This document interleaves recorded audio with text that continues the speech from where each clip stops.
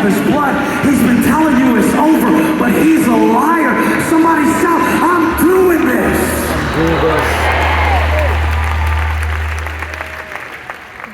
I'm doing this.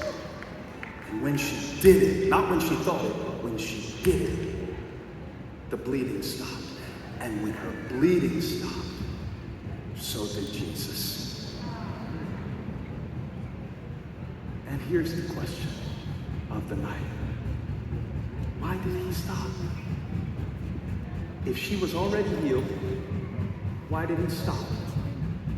If Jairus' daughter needed to be healed and is on the verge of dying, why would you stop to find out who touched you?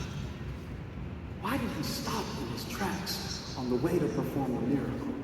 Well, for one thing, if she dies, he knows that that's okay, because he's not only a healer, he's the resurrection, and he already has a plan for what he's going to do when he gets there. That's number one.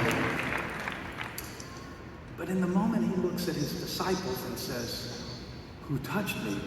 And they're like, there's a lot of people touching you. This is really not the time. We need to go to Jairus' house. We have to wonder, why did he wait for her to come back?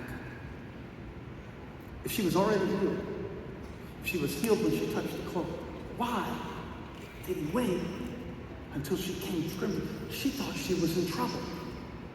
She was scared. I wasn't supposed to do it. I'm sorry. I had no other choice. I won't do it again. I'm sorry. It's been 12 years. She told him the whole truth. But then he said to her in verse 34, daughter, your faith has healed you. Go in peace and be free from your suffering. Which has already happened. She's already freed from her suffering. She was freed from her suffering when she touched the hem of his garment. So maybe the reason that he waited for her wasn't about what he told her. Maybe it was what he called her.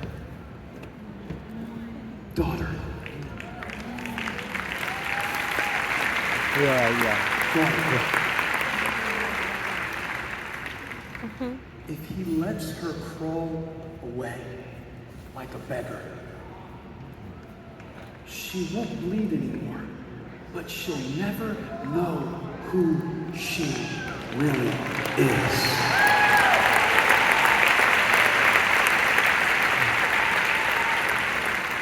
So he called her back, not to reprimand her, not to punish her, not to rebuke her.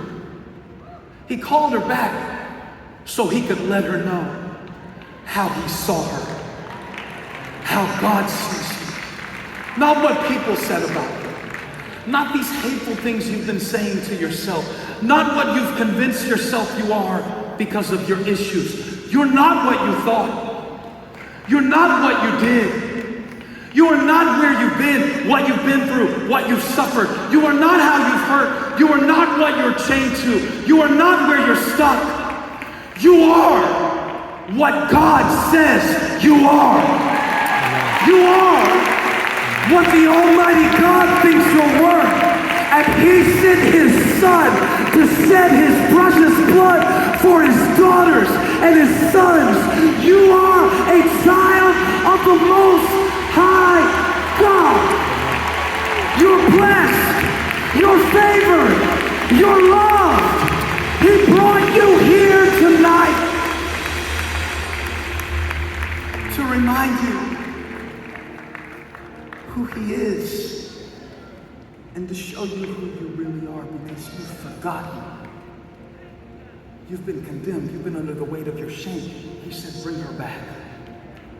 I can't send her out of here thinking she's the woman with the issue of blood. That's what we call her. That's not what Jesus called her. He doesn't call you by your shame. He doesn't call you by your misery. He doesn't call you by your condition. He doesn't call you by anything. You're his child. You're his. You'll never be more